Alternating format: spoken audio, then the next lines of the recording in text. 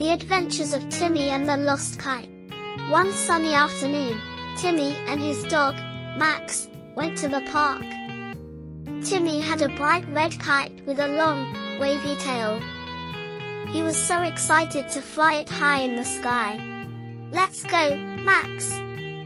Timmy said, running across the grassy field. The wind blew gently, and Timmy let the kite soar higher and higher. Up, up, up it went, dancing in the wind. But suddenly, the wind got stronger.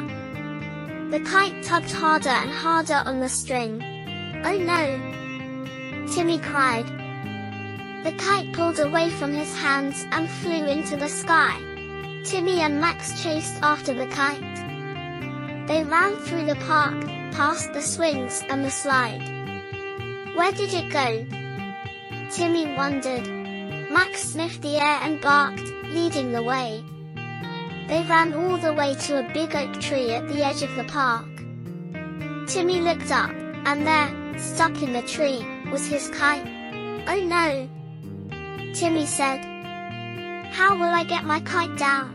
Just then, Timmy saw a squirrel sitting on a branch near the kite. The squirrel looked at Timmy, then at the kite. It scurried over and tugged the kite free with its tiny paws. The kite floated gently down to the ground.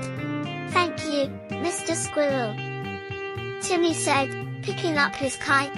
Max wagged his tail happily. Timmy held the kite tightly this time and said, "Let's go fly again, but we'll be more careful this time."